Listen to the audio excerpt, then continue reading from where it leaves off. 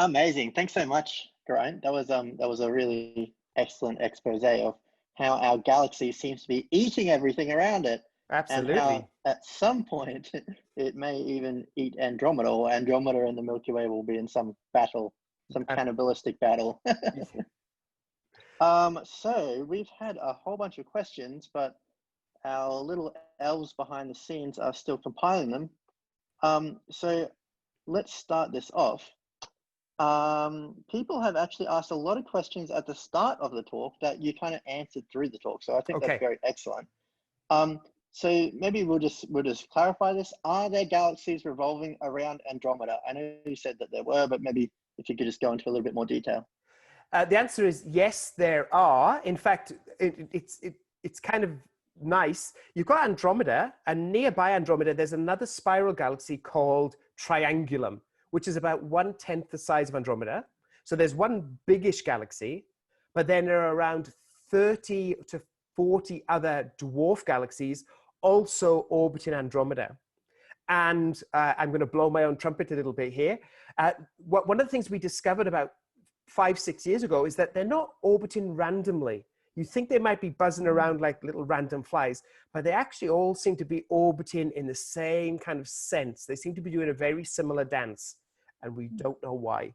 So it's one of the mysteries. So yes, there's lots of dwarf galaxies, and they're doing strange things. Oh, how interesting. And these dwarf galaxies, or these objects that the Milky Way is eating, why has the Milky Way not eaten them already? So why do they still exist out there? And this is a question from Casper, if you're out there, Casper. So that's an excellent question. So for the rate that you get eaten depends how close you come to the center of the galaxy. So some galaxies will be on orbits that don't bring them too close. So they've got lucky and they can orbit for a long, long time. Others have come close and they get eaten very quickly. But you have to remember that these guys are out there and they're not really on their own. They actually feel the gravity of other dwarf galaxies. So sometimes even one on a safe orbit, it will be orbiting along and it will have an interaction with another one and it will get kicked into an orbit, which will drop it into the center. So they can be lucky for a long time, but in an interaction with another one, their kick will send them into the center of the galaxy. Then they're next on the table. Ah, okay. So this kind of cannibalistic action all depends upon how the galaxy is orbiting and its position around the cannibal galaxy. Yep. That's right. Awesome. You want to stay far away from the center because that's where gravity is the strongest. Of course. And why is gravity the strongest there, Geraint? So gravity is created by mass. So mass creates gravity. And if you look at just the density of stuff in the Milky Way galaxy, it just gets denser and denser and denser and denser. And in fact, there's even more mass that we can see because there's also this stuff called dark matter, which also adds to the gravity, and it gets denser into the center as well. But it's not only how dense it is, but it's how quickly the density changes. And in the middle of the galaxy, the density goes very peaky very quickly, which means the gravity also gets very peaky very quickly. And that's a dangerous place to be because that's very good at shredding things. Ah. And of course, there's supermassive black holes right in the center. So these are hugely dense objects. So this is why it's so peaky right at the center. Yes, they're very dangerous places. We're kind of lucky that the sun is a long way from the center of the galaxy. So here's a question from Facebook by Hannah and Gwen. So if our galaxy is currently eating all these other smaller orbiters, is there a larger orbiter that our galaxy is going around that's getting eaten by? So is it like this fractal kind of galaxy cannibalism on all scales? So that, in fact, that is a wonderful question. So as I mentioned, Andromeda and the Milky Way are coming towards each other and they're going to get mushed together. Andromeda and the Milky Way, they are something called the local group of galaxies. So there's roughly 100 galaxies in the local group and they sort of held together by their own gravity. At the moment, the local group is falling into what's known as the Virgo cluster. So the Virgo is a cluster of galaxies with several hundred to 1,000 galaxies, and our local group is falling in. And if it falls in, it will get mushed up and added to the galaxies into the Virgo cluster. Except the expansion of the universe is getting faster and faster. And at some point, that will win. And instead of falling in to Virgo, we are going to start to move away. So we're going to be saved from that being consumed by dark energy in the universe. If it wasn't for that dark energy, the local group would be next on the dinner table for the Virgo cluster. And then there are even bigger clusters and super clusters. So there's sort of like this cannibalism at all these kind of levels. Wow, that's really cool. So who's going to win in the long run? Is it going to be galactic cannibalism or dark energy? Oh, dark energy is going to win in the very long run because of the way the universe is evolving. Dark energy is dominant in the universe today, and it's never going to lose that dominance. So it is going to make things move away from each other faster and faster. So things that are bound together are going to stay bound together, but they will move away from other objects. So our object, which is left over after the Milky Way and Andromeda merge, that is going to be left on its own in the universe, and it's going to go dark around us. So dark energy is going to win in the long run. Wow. So maybe more in cosmology then. Ryan has asked a question about the expanding universe diagram that you put up towards the start of your talk. So why they illustrated the universe as kind of an oval, kind of expanding outwards like a cone. Was this oval kind of representative of the universe's geometry, or was there any kind of meaningful, was there any kind of meaning behind this oval? Let me just go back, see if I can go back to that particular picture. And I'll explain that in more detail because I said there's so much in there. It was a long way back, wasn't it? There must be a faster way. It was right at the start, I think. Oh, there we are. So this picture. So what you've got to take away from this picture is that those ovals that we're seeing, they're just slices of the universe at particular times. Okay, so it's meant to represent a chunk of the universe at a particular time. And so what we're just seeing here represented graphically is roughly the size of the universe. So that's the size of that oval and the stuff in the universe. But the universe itself isn't actually an oval. As far as we understand, the universe is actually infinite in extent in all directions. So you would have to extend that oval all the way to infinity to really encapsulate the universe. But this is just meant to represent the key times in the universe and what the universe looked like. So as I mentioned, you've got the Big Bang, and then the first few is when the universe was really hot and dense, and then when the universe cools down, formation of galaxies, and then you get to the universe today. Awesome. So this is really kind of an illustration, just kind of a slice of the true kind of four-dimensional space-time of the universe. That's right. That's right. It is, it's very difficult to draw a four-dimensional picture. So you have to come up with a pretty version. I've just finished teaching my course on general relativity and cosmology. It's much easier to explain this with the mathematics, but that's probably not why everyone's here today. Yes, of course. Okay, so maybe now back down to the Milky Way. People seem to be very interested in our own galaxy, which is excellent. This is where we live. So historically, why is the Milky Way called the Milky Way? And this is from Joan on Zoom. So it's actually a really nice question, right? So it's called the Milky Way because when humans looked at the sky, right, you attach stories to the patterns that you think that you see in the stars. Right.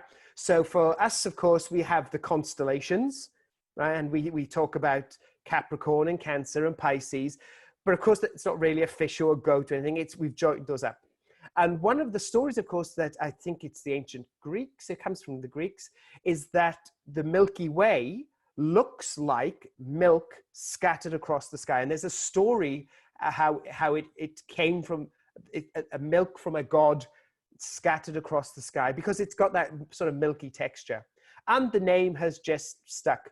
For many astronomers, we just call it the galaxy, but the Milky Way is another name that we use for it. Awesome.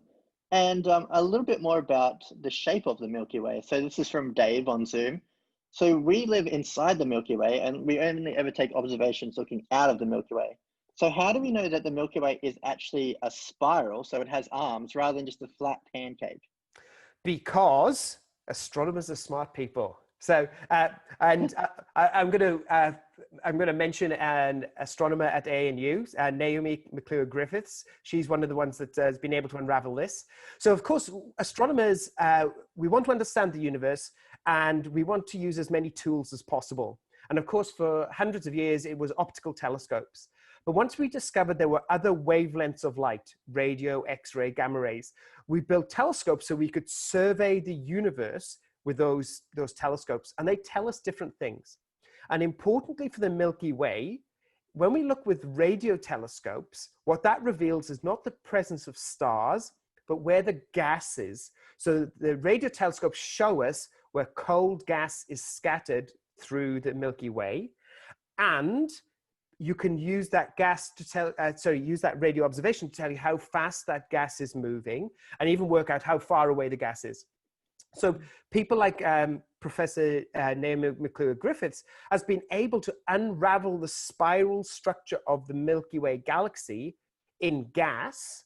And so that reveals that even on the other side of the center of the galaxy, where we can't see with our telescopes, in optical, because there's so much dust and stuff in the way, that there's spiral structure that wraps the Milky Way completely. So smart astronomers. Really cool. Yeah. And speaking of smart astronomers, we actually have Naomi coming on next session. So I'm sure she's fantastic. Yeah, exactly. Yeah, she's going to tell everyone about this, I'm sure. So that's awesome. Okay, so let me just go through the questions.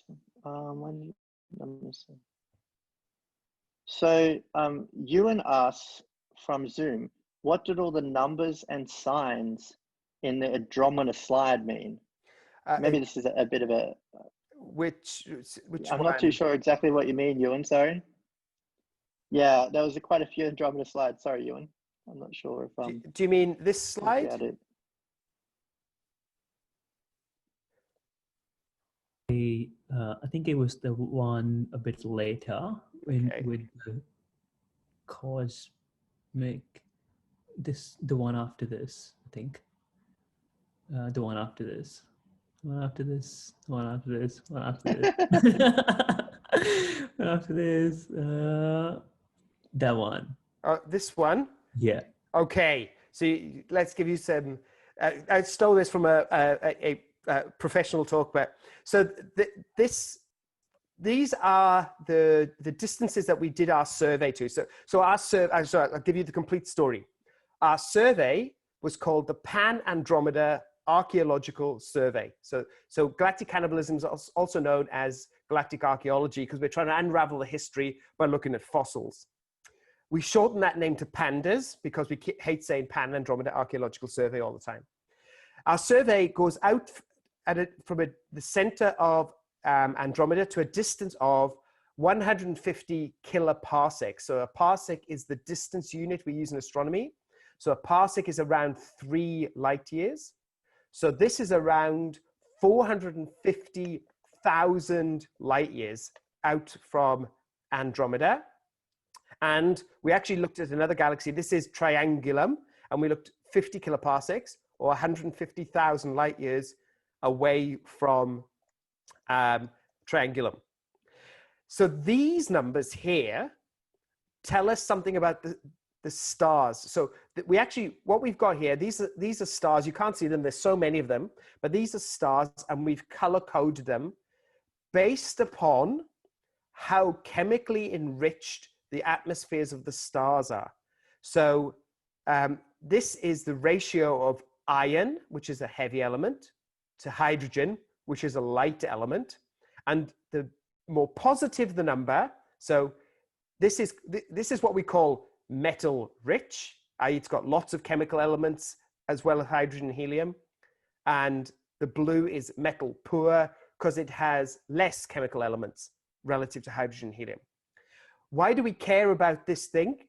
Well, we care about it because the enrichment of chemical elements in an atmosphere of a star tells you about the history of not only that star, but the gas that star was formed from, and that gas was enriched by previous generations of stars.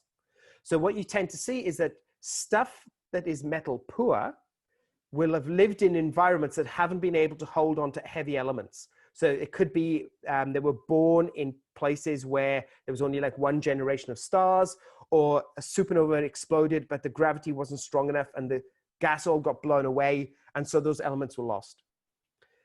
Stars that are metal rich, they tend to live in environments where a supernova goes off, the heavy elements get flung out, but they tend to fall back in because gravity pulls them back in. So you can tell a lot about the history of where things came from by their metallicity.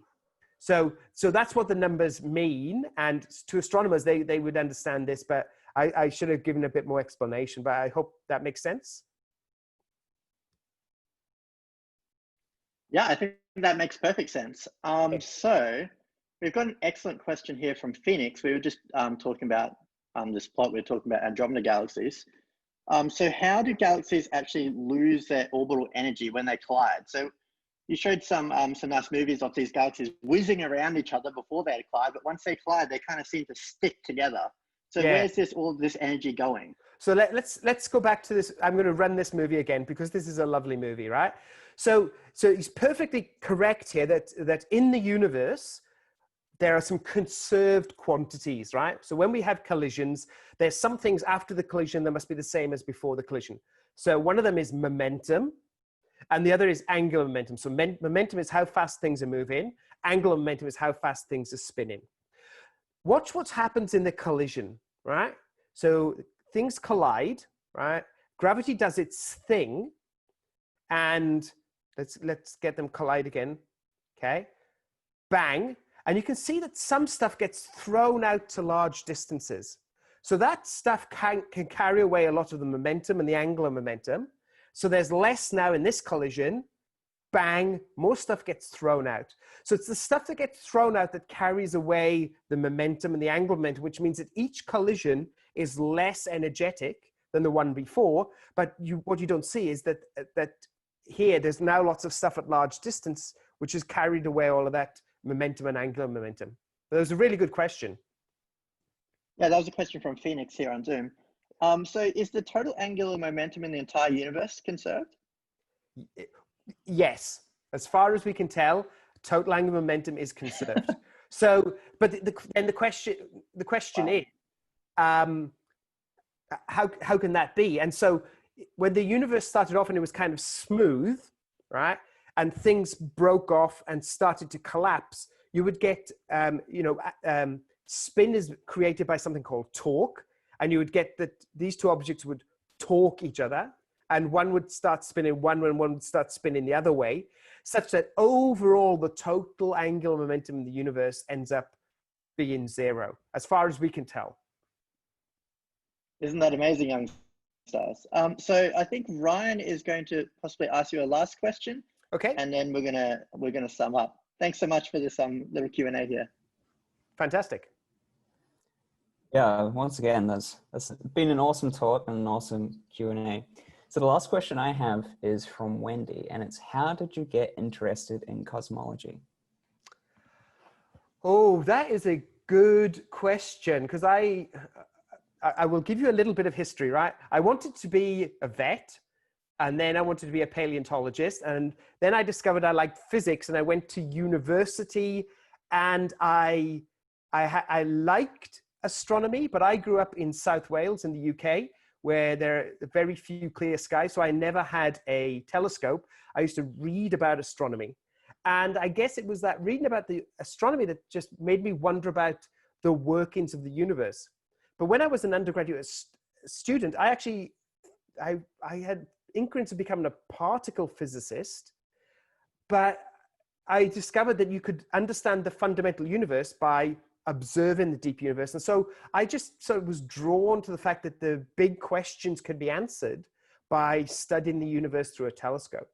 So, I'm not one of those ones that it was like when I was a kid, I used to stare at the sky and wonder where it all came from. I sort of developed in my reading I just had questions about how the universe worked and sort of fell into becoming a cosmologist.